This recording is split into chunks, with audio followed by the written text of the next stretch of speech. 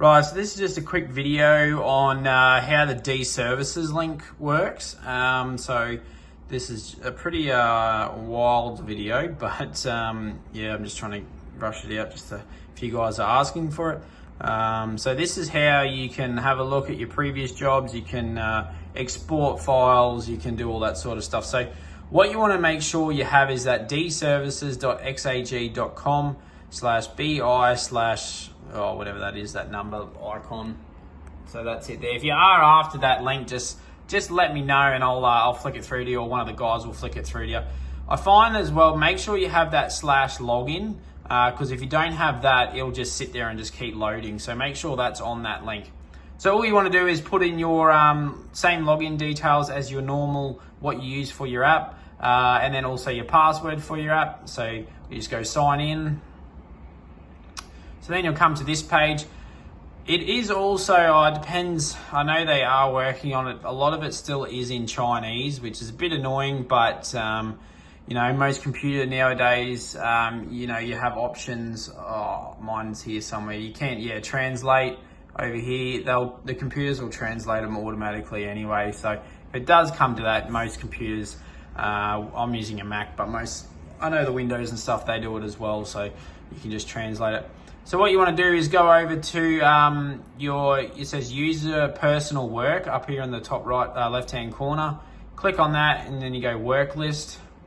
So these are all the different jobs that you know, this is one of our files. So, you know, like down the bottom here, you've got one page of, well, we've got 57 because there's thousands and thousands of jobs in here.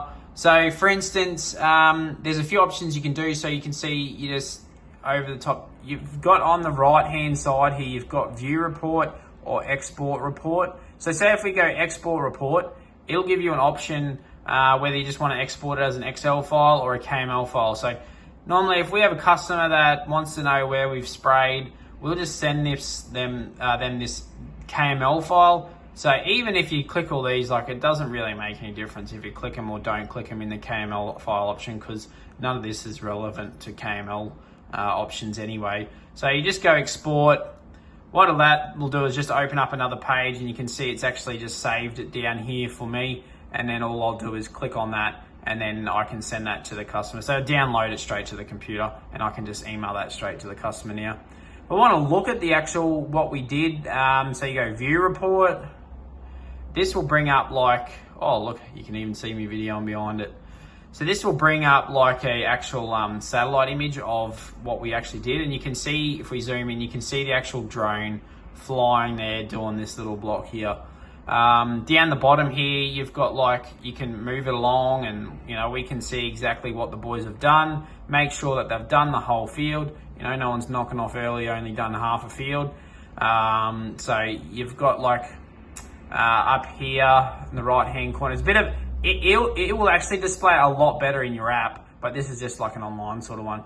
It says, you know, they were flying 9 meters a second, 2.5 meters high, 5 meter swaths and everything like that. That 1.7 liters, that's per, oh, I don't know what Chinese, it's like the Chinese hectare or whatever it is. I forget what it's called, but so that's 1.7 liters per whatever the Chinese hectare is. But if you export the KML file, you don't need any of that anyway. You just need, like, normally like we can supply them with a spray report, or sometimes they'll want like just like a screenshot, like we can just send them like a screenshot of that. Or when you export it, you can actually send them the KML file, and then they can put it into their own software. So yeah, you can just go back to the main page, and then you can see all your jobs. You can see, you know, how long each one took.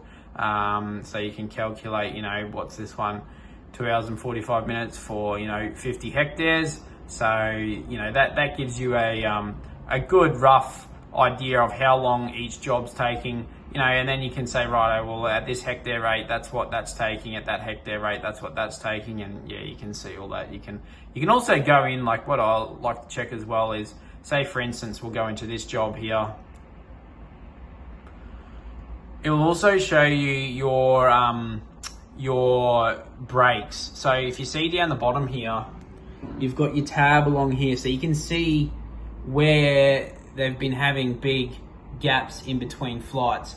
So I don't know, if you're like me, I try and be most productive as we can. So I'll just check in with the guys, you know, just say, oh, you know, I don't know, at the end of the day, oh, how come there was a big gap there? Or, you know, maybe they had to remix, or they had a problem with, or I think they had to go and get more water.